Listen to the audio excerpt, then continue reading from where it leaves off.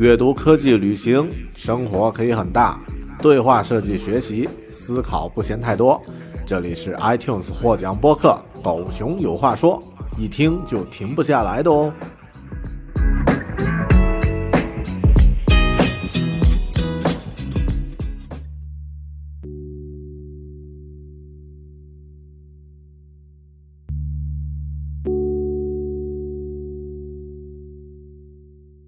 Hello， 你好，欢迎收听独立知识型脱口秀《狗熊有话说》Vaynerchuk， 我是大狗熊。还是一期我在 YouTube 上发布的英文视频。那么这期节目呢，是关于在2022年作为一个设计师如何进行职业成长的。我列出了10条职业成长的需要去注意的事项。那么这些内容其实不仅只是针对设计师，也可以针对所有现在在职场上工作的人，可以作为一个提醒的一个清单。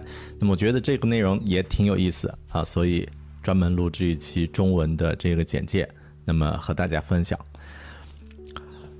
首先要说列这个清单的目的呢，我觉得已经很明确了，就是这些年我们都知道不确定性是这几年唯一的确定性一句老话是这个2019年是前10年最坏的一年，但是后10年最好的一年。现在2022年，我觉得至少这3年都验证了这句话。那么不知道后面会发展如何，但至少可以确定2022年有很多的不确定性。那么我们在进行这个自己的职业方向的发展规划的时候呢，也要考虑到这些不确定性，所以这个清单是出于这样的一个目的。那么一共有10条。第一条，存应急的资金 ，save urgent money。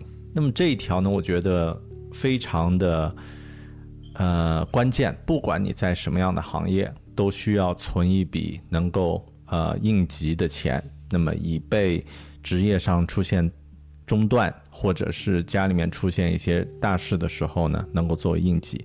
那么一般建议是至少能够有3个月左右的这个生活资金能够使用，然后多的话最好到半年能够作为这个应急使用。当然我觉得这一条很多中国人都有这个存钱的习惯，所以可能会比较作为一个提醒吧，就是没有那么关键。那么第二个呢是 keep learning the tools 那么是作为职场上的人，作为设计师，当然有很多的这个工具需要去学习其实每年的这个技术领域都会有不同的新的工具和这个软件，这些会产生。那么还是要保持这种学习的这种状态。那么可能你需要把每年自己的职业时间留出一部分专门用于学习。第3呢是 clarify career roadmap。那么这一点我觉得是就是翻译过来就是理清你的职业发展的路线图。那么可以花一点时间去梳理一下，就是自己到底适合做什么样的这个类型的工作，在你所从事的这个领域举个例子比如说我作为一个用户体验设计师，那么通常这种职业发展的成长呢，当你到一个 senior 就是比较资深的这个设计师之后呢，会有2条分叉。一条分叉呢是进行管理，另外一条分叉呢是成为这个技术方面的这个核心那么就是一条呢是成长为 design manager， 另外一条呢是成长为 principal designer。那么2条路线的这个发展策略不太一样，那么可以更早的去梳理一下，就是你所在的这个行业的这个职业发展的路线，然后结合自己的客观情况，那么做一个2到3年的这种中期的职业规划，其实是有必要的。第4条 build or update your portfolio。 那么对于设计师来说自己的个人portfolio 网站，就是你的作品网站、作品集，是一个很重要的这个工作能力的一个证明，那么需要去更新。那么这个领域呢这个方面对于像以作品为说话的这种类型的这个工作呢是非常重要的。设计师、摄影师、包括程序员其实也有必要去有一个自己的一个平台，然后去分享自己的作品。第5条 take care of your well-being，就是注意自己的健康状况。那么这一点我觉得是我从狗熊有话说播客最早就做过关于设计师猝死的这个节目，那么这个话题聊了也很多了，个人的这个健康，身心的健康不用多说。那么更多我觉得需要去考虑你要长期的工作那么是一个长期的可持续的这种工作状态。好的，第6条improve your meta skills， 就是提升你的原能力。这里这个话题我其实展开聊过，但在这里呢简单说一下，就是我指的原能力就是那种能够影响你提升自己能力的能力，然后能够传递到所有的职业中的这种都有价值的这种能力。比如说我作为设计师来说，认为设计师的原能力就是storytelling 叙事能力、沟通能力 communication， 还有 presentation这个表达或者说这个展现能力。那么这3个能力是需要去提升的，那么找到你自己的 meta skill， 你的原能力，然后去提升。好的，第7条build something， 就是做点东西。那么这个就是不一定适合所有的职业就是我指的做点东西呢，就是去做一点实物，或者是做一点自己的项目，那么来增加自己的反脆弱性，增加自己对抗风险的能力。好，第8条呢build your own design system，创建自己的属于自己的这个设计系统。这个也是只是针对设计师来说，就在这里就不展开说了。第9条update your design knowledge system， 就是提升你的设计知识管理系统。那么这个可以泛泛的来说，就是知识管理系统。对于任何行业来说，你在职场工作，你需要有一套自己的这个知识管理、信息管理的这种系统，是很有必要的。比如花点时间去研究一下 Notion 或者是其他这些软件平台，那么创建一个属于自己的这样的一个系统。第10 connect with the community of your industry， 和你所在行业的这个社群连接，就是你至少知道你在这个行业最牛的这个专家是些谁，然后呢同样的其他的从业者同行有些谁，和他们有一些基本的联系。那么这种联系越强，你的对抗风险的能力也就越强。OK， 这就是这一期节目。喜欢收听英文节目或者观看视频内容的话呢，记得去订阅我的 YouTube 频道，搜索 Bear Talk 就行了， BEARTALK。好的，那么这期节目就到这里，感谢你的收听，我们下期节目再见，拜拜。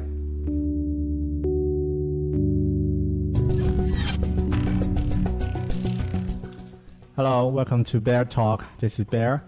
I think after 2021 and the year before, we all had experience of dealing with uncertainties, and probably we are good at it or not.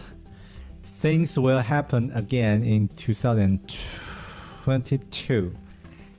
Actually, we can see similar uncertainties will keep happening again, maybe for a few months or even longer. So I wrote a list for myself at the beginning of this year to remind myself what I should take care of and what are the things that I should focus on doing in this year and coming years. So I think, just informally share those 10 things with you and hope that it makes sense for you as a designer to grow in 2022 as well. So here are the list. The first item, save your urgent money. I think this cannot be more important than any time before. So we might have a redundancy, or we might lose our clients or projects. So it can hugely impact our life or not. I've been redundant earlier 2020, and thankfully I saved some money before, So during that transition stage, it's not that hard to live the similar lifestyle with my family. So highly encourage you to save some money, and probably around 3 months to 6 months for your monthly outcome for your family. That will be a good money to save. Second thing, keep learning the tools. And as a designer, I think there be never a better time for us to learn as a designer, because there are so many tools, so many useful things or materials or references to resources to use. And 10 years ago, we only have Photoshop, right? Now we have multiple available tools to do that. But to be honest, there might be too many tools to focus. But still, we need to upskill our ability and get ready for the new trends and new requirements. So personally, I think at least you will need to dominate 1 or 2 UI tools, for example, Figma or Sketch, and then start to explore some other tools that can help you to become a better designer. So personally, I might start some time to explore Webflow this year, just for some personal project, but I don't know. Let's see. The third thing is about your career roadmap. And this part is about to think about what you're going to improve or where are you going to grow as a designer. So for example, if you're a junior designer and maybe the middle term or the short term goal is to become an intermediate or a senior designer. But do you think about the managing roles as well, like product manager or other people lead managing roles? So that could be different, and also need to spend some time to think about that and be clear about your career. So for me, I think at this stage for this year, I want to really become a senior product designer, which means that I have the confidence to make some critical decisions on design and able to communicate well with stakeholders and clients on any projects, and able to dealing with possible challenges. So yeah, that's my career goal. The fourth, build or update your portfolio. I feel a little bit ashamed to speak about this point because I haven't updated my portfolio for ages, and to be honest, my portfolio website just expired because I didn't pay the renew fee. And I'm not feeling it's an urgent thing because I'm not using it to find new jobs or opportunities. But still, as a designer, a portfolio is necessary, is essential. So I will spend some time this year to update my portfolio, and hope you have something similar to update your portfolio. And it's quite tricky because if you work with a corp, something confidential that you cannot share. And also the platform of portfolio platforms are quite a lot to choose. So quite time consuming. But I think at least get something ready for share. It's first step.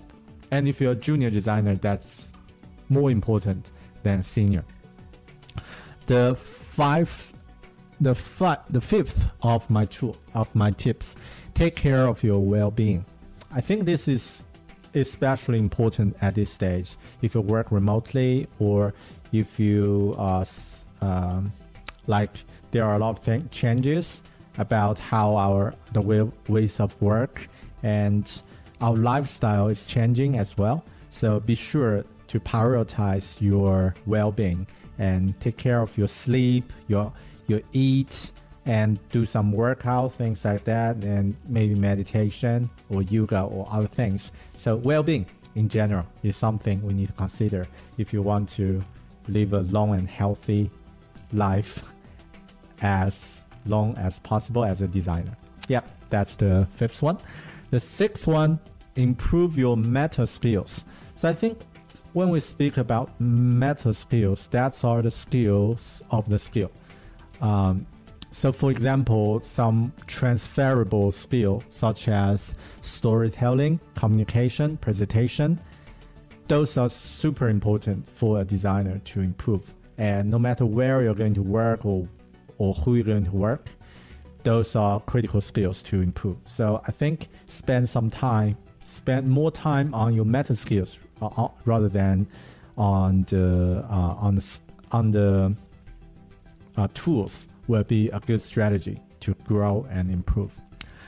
Number 7, build something.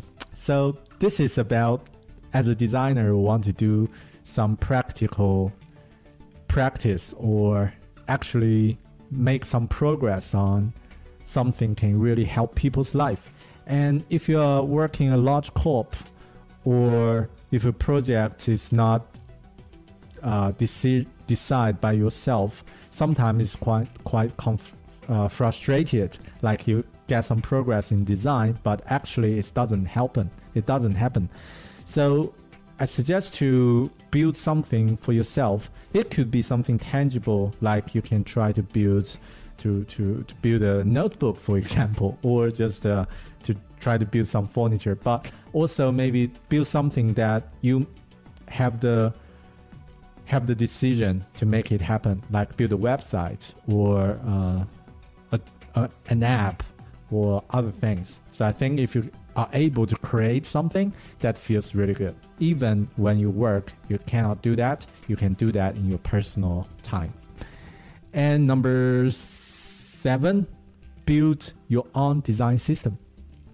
This is quite interesting because I find it's super helpful for me last year when I start to map something out and to create something I'm repeatable using for something I'm working for some of my work project. It's super helpful. Like I create a deck for any project I'm going to work with problem statement, with customer persona template or other things, or design progress template, so that whenever I need, I can share with other team member or with a wider team. So this is something you can also think about to do. Number 9, update your design knowledge system. So this is another interesting topic about knowledge management system. Personally, right now I'm using Notion for me to organize all the information I need, and also I use Eagle to collect all the graphic or all the visual elements that or other examples that I can storage. So probably I'll also consider to improve that platforms, and yeah, I will let you know. And the final one, number 10, connect with the community of your industry. This is super important. And wherever you work, New Zealand, Australia, US, Canada, you probably already have local communities with other designers, other creative people. So just try to reach out and connect with them. Try to contribute something, or just to get to know people. So that could guide you to your next job or other things. Right, those are the 10 things I think I will do in 2022, and hope those tips are helpful for you. Be sure, if you are interested about this and haven't subscribed this channel, please do subscribe this. And I'll talk to you in the next video. Ciao.